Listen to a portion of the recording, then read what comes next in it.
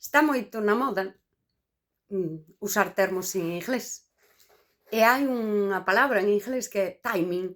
Está moito na moda falar do timing. Así como facer as cousas no momento exacto e todo isto. E teño unha edición preciosísima de Rayuela, sí? É unha edición conmemorativa.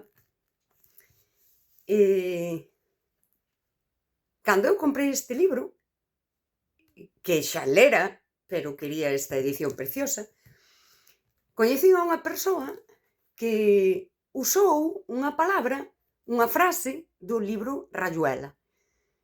Mais esta persoa traía do mundo do rock, un grupo que a dicía nos concertos ou algo así, que é todo dura sempre un pouco máis do que debería.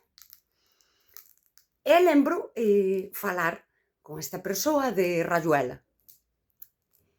En Rayuela hai moito fondo filosófico, máis aló do romanticismo, e que ao final fala de amor con toda a parrallada romántica, toxicidade e todo. É unha obra fabulosa que recomendo.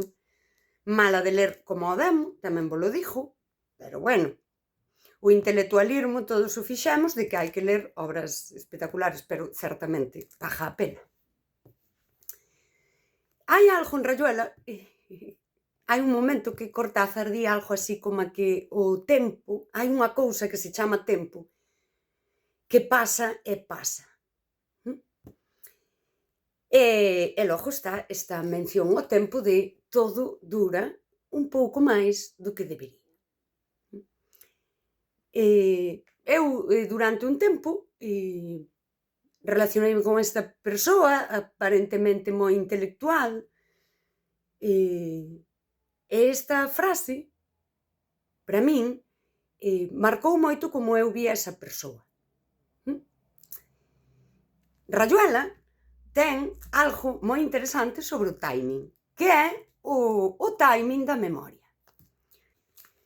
Hai unha cousa en Rayuela, é cando ti pódelo ler por orde, como se le calquer libro, ou cando ti chegas, por exemplo, a rematar o capítulo 29 e irte ao 107, que che indicaría Cortázar.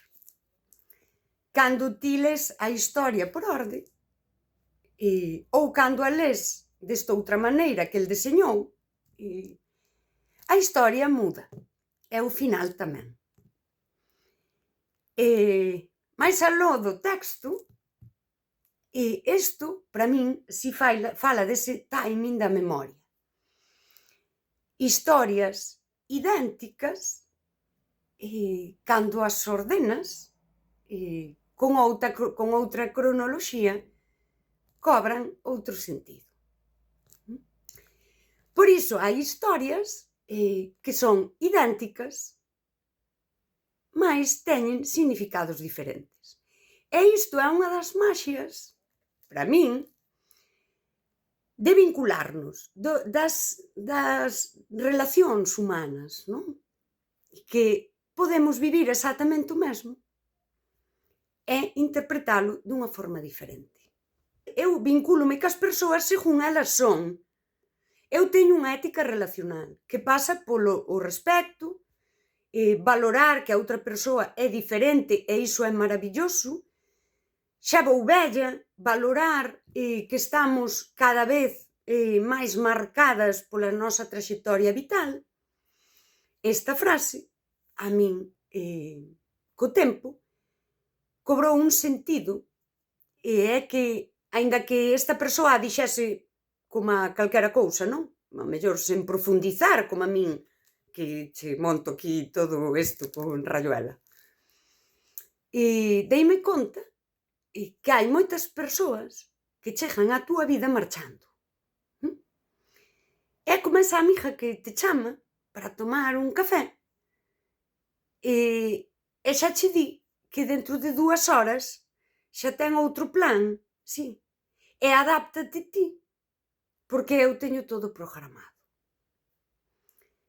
Isto corresponde moi ben a ese narcisismo cultural de eu chego á túa vida e chego marchando. Para min isto pode marcar totalmente a forma na que me vinculo cunha persoa. Para min é un límite. A persoa que te chama para tomar un café, ben máis xa che está dicindo que tudo o que ten para ti é 1 hora e 20 minutos, ese é un límite. Quérelo? Toma. Non o queres? Non o tomes. A persoa que chega á túa vida dicíndoche que o seu trauma, voulle chamar, o seu drama vital é que todo na súa vida dura máis do que debería, se ti lle queres ben e respectas a súa mochila vital, vas, de algunha forma, si que deixar e observar os seus ritmos, e cando marcha, deberías, as persoas pódencho dicir así, se van de intelectuais ou doutra maneira, deberías respectar iso e non facer que iso dure máis do que debería. Aquí tamén hai algo co timing. Saber cando marchar. E saber cando marchar, hai dúas versións das persoas que non saben cando marchar. Hai unhas que arrastran, aguantan, soportan, adáptanse, e hai outras que marchan nun impulso sen pensalo ben.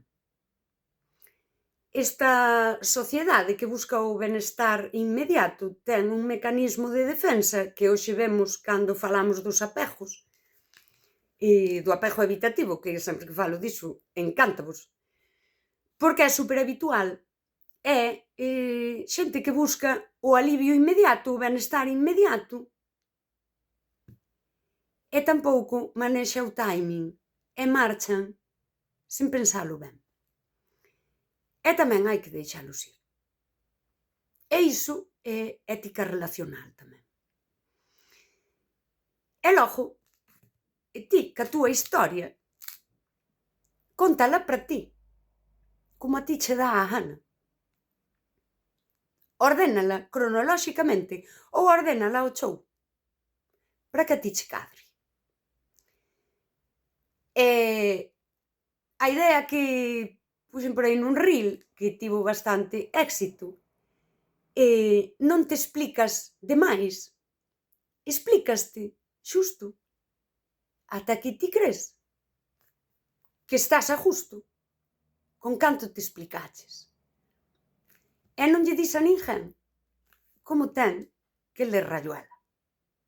Aínda que eu sempre recomendo lela das dúas maneiras. Porque ao lela das dúas maneiras podes sacar unha aprendizaxe vital que vai máis aló do texto.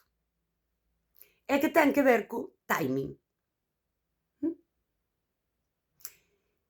Que pasedes unhas boas festas e lede Rayuela.